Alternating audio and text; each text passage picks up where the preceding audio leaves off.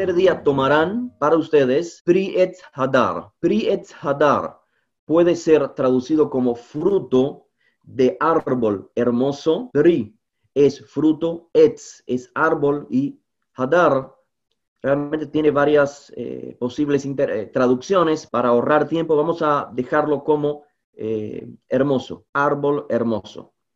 Entonces, puede ser traducido como fruto de árbol hermoso o puede ser también traducido como fruto hermoso de un árbol. En otras palabras, Hadar está describiendo el árbol o el fruto. Y creo que esta es la traducción, desde mi punto de vista, que es la traducción más apropiada. Es el fruto el que es hermoso y no el árbol. Pero tenemos una tercera posible traducción, existen más, y esta es en plural. Frutos de árboles hermosos o frutos de los mejores árboles. ¿Por qué digo que la mejor traducción es esta, que el término Hadar está describiendo al fruto y no al árbol? Porque ya, si nos basamos en el propio texto de la Torá, en lo que llamamos los 5 libros, se emplea la frase Pri Etz en varias ocasiones, y Pri Etz es lo que significa un fruto de árbol o fruto de árbol. Así que Hadar lo que está es explicando qué tipo de fruto ha de ser, un fruto hermoso. Luego, tras esta exigencia, se hablan también de otras especies, las ramas de palmeras, rama de árbol frondoso, sauces del arroyo. Y el texto sigue diciendo, y se regocijarán durante 7 días en presencia del Eterno con estas 4 especies. Durante 7 días habitarán en tiendas de campaña o Sukkot. Ahora, la explicación simple de este texto, las ramas de los árboles, es para estructurar esta casa de campaña temporal. Eso es lo razonable, lo lógico.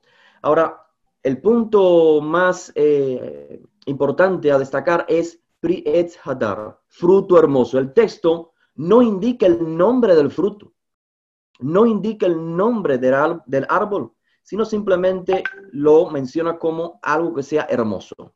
Entonces, dado esta explicación lógica y sencilla, es necesario hacerse la pregunta, ¿cuál era el árbol? Lo que yo supongo, opuesto a una interpretación o análisis legalista del texto, lo que supongo es que simplemente el texto nos informa y nos demanda lo que ya el Eterno quiere demandar. No más que esto, no más que el fruto sea hermoso. Por lo tanto, puedo suponer que inicialmente todos podían elegir, o sea, todos los israelitas podían elegir la fruta más hermosa que tenían en su huerto y con ella honrar al Eterno en la fiesta de Sukkot. Una explicación que confirma esta interpretación simple y sencilla del texto, Nehemías 8:15. Se reúnen y una vez más los líderes del pueblo van a comenzar a interpretar la Torá una vez más.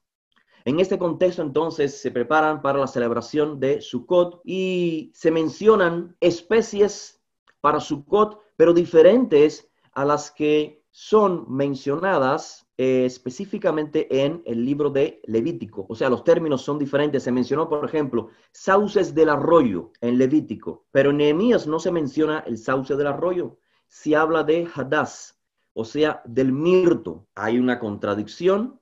Sí se mencionan las palmeras en ambos textos, en Levítico, en Nehemías, se mencionan los árboles frondosos. Y en el caso de la primera exigencia de este fruto hermoso de los árboles, en Nehemías se menciona ramas de olivo y ramas de olivo silvestre. Realmente el texto dice ramas de árbol de aceite.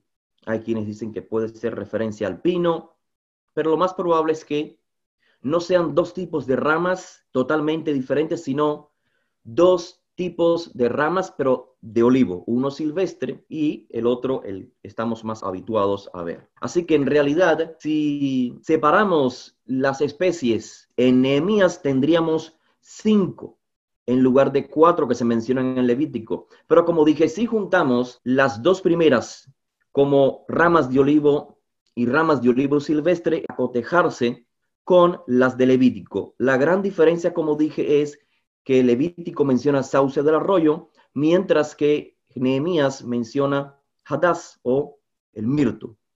Ahora, no hay una contradicción porque de hecho en la propia Tanaj, en el libro de Zacarías, si mal no recuerdo, ahora no recuerdo exactamente la cita, pero sí se menciona el crecimiento de Hadass, del mirto, cerca del agua. Entonces, le decía, lo que estamos viendo en Nehemías es una versión, una interpretación de estas 4 especies de Levítico, pero desde un punto de vista el que percibe no el texto de Levítico legalísticamente, como teniendo que encontrar el verdadero nombre de esa fruta, el verdadero nombre de estos vegetales, sino que transmite, yo creo, Nehemías, la cita de Nehemías, la simple comprensión del texto de Levítico. Esto es, cada persona en su contexto puede buscar estas 4 especies que se describen en la Torá. No tienen nombres, con excepción de los sauces del arroyo, porque de hecho también hay una variedad en los sauces. Lo mismo con temarim, con las palmeras. Hay una variedad de palmeras. Así que mientras la descripción del árbol cumpla la exigencia básica, que esté cerca del agua, como ya sea Hadass o ya sea los sauces, pueden emplearse. Y vemos entonces que para este momento en el libro de Nehemías, el fruto hermoso viene a ser la oliva. Ramas con olivos. Yo creo que esta forma de instrucción que aparece en el texto de la Torá, sin ser tan detallista como exponiendo el nombre del árbol y de la fruta, creo que tiene resonancia con otras instrucciones en la Torá donde donde la instrucción es tan específica, sino que se le da cierta libertad al hijo de Israel. Por ejemplo, la construcción de la sukkah, la construcción de la cabaña para esta celebración, en la Torá no se especifica las medidas, el tamaño, el techo, solamente se exige las especies que deben acompañar esta estructura. Claro, desde un punto de vista rabínico, pues se crea, ya hay una idea preconcebida. La idea es que Dios, o sea, el creador, entregó además de la Torá una instrucción oral, la explicación de cada mandamiento. Y entonces se supone que en esa explicación no registrada en el texto están explicadas las medidas del azúcar, etcétera, etcétera. Pero la evidencia muestra todo lo opuesto. Muestra que esta serie de instrucciones que no se encuentran en la Torá y que fueron expuestas por diferentes maestros no vienen de los días de Moisés. Tenemos en la Mishnah, en la Gemara, discusiones al respecto. Las discusiones al respecto del azúcar, ellas mismas, a partir del siglo segundo, tercero, cuarto y quinto, evidencian que en efecto no existía una instrucción oral, aparte de la Torá escrita, que fue siendo transmitida. De lo contrario, no habría nada que discutir. Otra instrucción que tiene resonancia con estas instrucciones de Sukkot, es decir, que se le da cierta libertad al israelita para que elabore respecto a los detalles del mandamiento, es la confección del tzitzit, de los flecos. También se le llaman gedalim, trenzas en la Torá, y ya se entiende entonces que son flecos trenzados y que debe ser de color tejelet. Pero la Torá no se encarga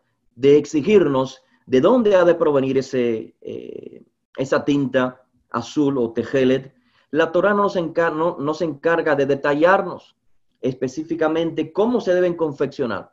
Solamente nos dicen que tienen que estar en las 4 puntas. Ya sabemos, 4 tzitzit que sean trenzados con color tejelet. Lo demás queda en libertad para el israelita. No es interés de la divinidad entrar en esos detalles. Acudo a la evidencia previa. Si existió una transmisión de los primeros tzitzit que hizo Moisés y le enseñó al pueblo cómo hacerlo, ¿cómo es que tenemos alrededor del primer siglo discusiones de cómo se debe hacer, cómo se deben confeccionar los tzitzit? ¿Cuántos hilos han de tener? Si existe discusión para esa época, implica que no había transmisión oral desde los días de Moisés. Obviamente existió un primer tzitzit, obviamente, pero en resonancia, en conformidad con el texto de la Torá, queda en libertad de los israelitas confeccionar su Sixiot. ¿Quiere esto decir que cualquiera de nosotros puede hacer lo que le venga en ganas? No exactamente. No es, o sea, es libertad, no libertinaje. Quiere esto decir que, como sucede con cualquier costumbre que se vuelve tradición, ¿cómo comienza una costumbre? ¿Cómo comienza una tradición? Con una persona. Esa persona contrae matrimonio, esa persona forma una casa con hijos y transmite sus costumbres a sus hijos. Esos hijos, a su vez, transmitirán esas costumbres a próximas generaciones. Si se estructura una comunidad, esa comunidad en particular tendrá las tradiciones que provinieron de aquel hombre inicialmente antes de casarse y sus costumbres. Con el paso del tiempo, esto viene a convertirse en una tradición. Así que si esta realidad sucede, digamos, en una ciudad donde existen varias comunidades, tendríamos ya diferentes formas de construir una sukkah, diferentes formas de hacer los Sixiot, y gradualmente una que otra tradición se impondrá sobre la otra, y al final de cuentas tendremos entonces probablemente una sola tradición, pero no invalida las otras. Queda en la persona aceptar esa tradición no como un mandamiento, sino por honrar o respetar la tradición que viene de sus padres o la tradición que viene de su comunidad. Así que una lectura que trata de encontrar detalles que no están en el texto de la Torá atenta contra la propia esencia del texto, porque el texto no permite una comprensión extremadamente legalista. Lo mismo sucede entonces con las especies de Sukkot. Para el movimiento rabínico, que es el más popular desde hace cientos de años hasta nuestros días, la festividad de Sukkot es percibida con dos mandamientos básicos, dos mandamientos diferentes. Un mandamiento es la sukkah, construir la sukkah, y el otro mandamiento es el etrog y el lulav. O sea, las 4 especies por un lado y la sukkah por otro lado. Esa es la interpretación. Y al Pri Etz Hadar, este fruto hermoso, se le identificó como el etrog. La pregunta entonces que podemos hacernos para comprender una vez más el contexto en nuestros días, donde lo popular es que estén las 3 especies acompañadas por el etrog, o el lulav y el etrog. ¿De dónde viene esta práctica? Hablé de las costumbres previamente, cómo surgen las costumbres. Cada grupo es liderado por un líder, por un jajam. El jajam, obviamente, los miembros comunitarios le preguntan, como le preguntaron al pueblo a la hora de que Nehemías y Esdras estaban explicando la Torá, ¿qué se debe emplear para Sukkot? La Torá dice 4 especies. ¿Cuáles son esas especies? Porque no se mencionan por nombres, con excepción de, como ya dije, sauce, de los arroyos. Pero ¿qué sucede si no existen sauces de los arroyos? Entonces tenemos el ejemplo clásico en Nehemías. Con el pasar del tiempo, eventualmente, las costumbres establecidas por un líder comunitario vienen a tener un estatus de tradición. Y como decía previamente, Abraham Ibn Ezra, este comentarista de la Torá del siglo XII, llega a esta misma conclusión. El etrog es una tradición, y claramente lo dice el rabino Ibn Ezra.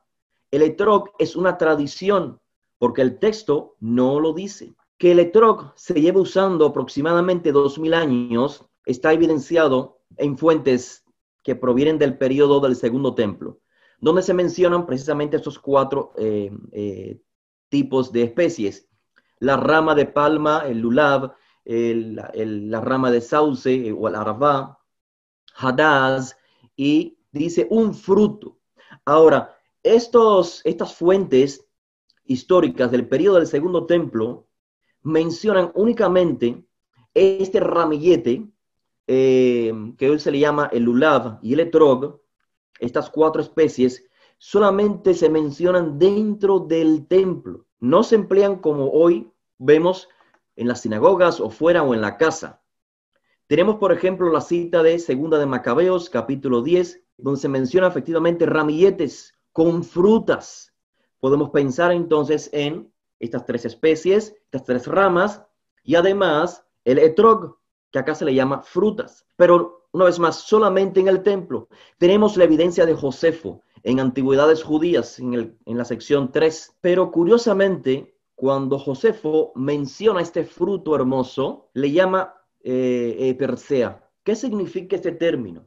Algunos traductores, porque está en griego, algunos traductores suponen que se trata de lo que hoy llamamos melocotones, que en la antigüedad venía de Persia. Realmente hay muchas frutas que tienen como segundo nombre Persia, porque provinieron de Persia. Pero cuando Josefo continúa en la misma sección de Antigüedades Judías 13, vuelve a mencionar Sukkot y entonces menciona a los cítricos. O sea, ya menciona al etrog, en plural, etrogim, en el momento donde fueron arrojados a Alexander Yanai, a este malvado que estuvo ante el altar para ofrecer sacrificios.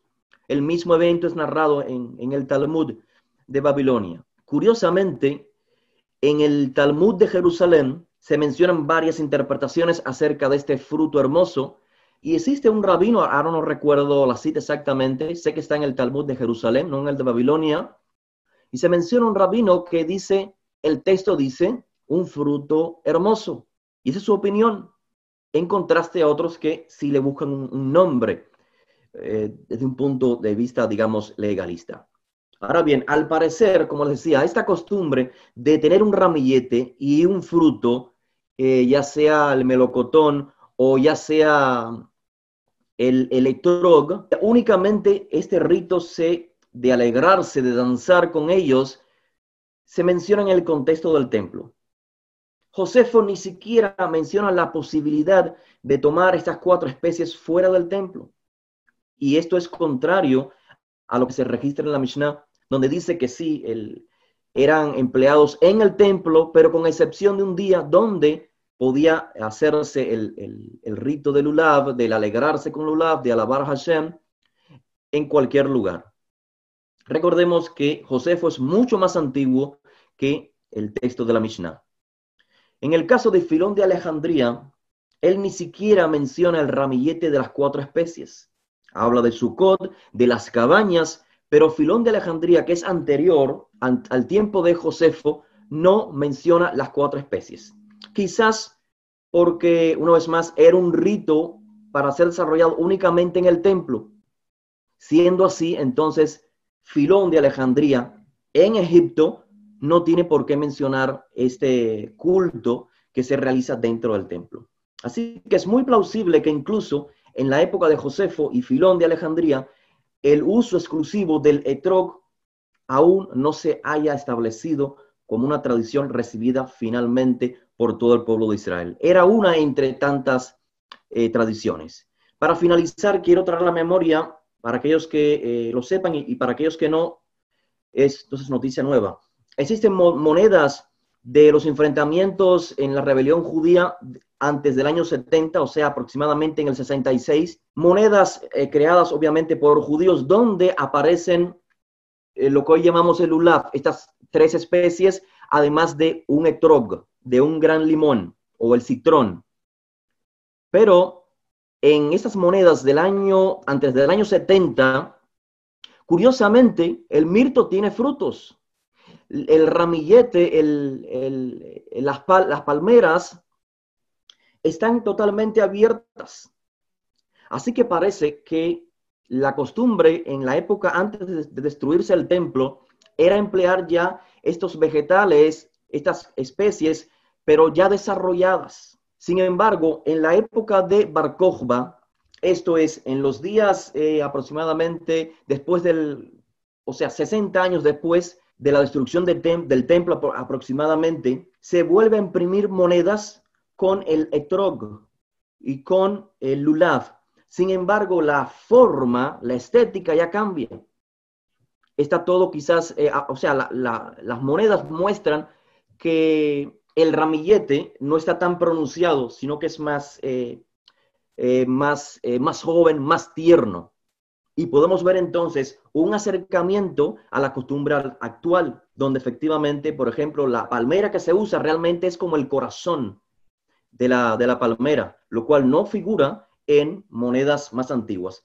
Así que, según arqueólogos, realmente el etrog proviene de una región de la China. ¿Por qué sabemos esto? Porque en la actualidad, así como el DNA es empleado para saber el origen de las personas, de las etnias, de igual manera sucede con los vegetales. Se sabe de dónde provienen. Entonces se sabe que el etrog no es un producto de Israel, que viene de China, del Asia, y luego llegó a Israel por medio de los persas, o sea, la India, los persas y los medos. Así que claramente en Moisés, los israelitas, ese Israel mencionado en la Torá, no empleaba el etrog. El Etz Pri Hadar no es un etrog. En aquella época no tenemos el etrog aún en la tierra de Israel. ¿Cuándo viene el etrog a ser empleado? Muy probablemente en la época persa, cuando estuvimos dominados por los persas. Así que de esta manera le comparto quizás un análisis histórico, finalizando con este análisis. Si fuese tan importante el etrog, ¿por qué no es mencionado en la Torá? En la Torá se mencionan, por ejemplo, la uva, el higo, la aceituna, la granada, los dátiles, la manzana, pero nunca se menciona el etrog. Bien, con esto finalizo. Agradezco por su asistencia. Yo debo retirarme, tengo una emergencia, estimado Immanuel, así que disculpen ustedes que no pueda seguir acompañándolos. Excelente noche para cada uno y que de igual manera tengamos un excelente tiempo de Sukkot. Será hasta muy pronto. Buenas noches y gracias.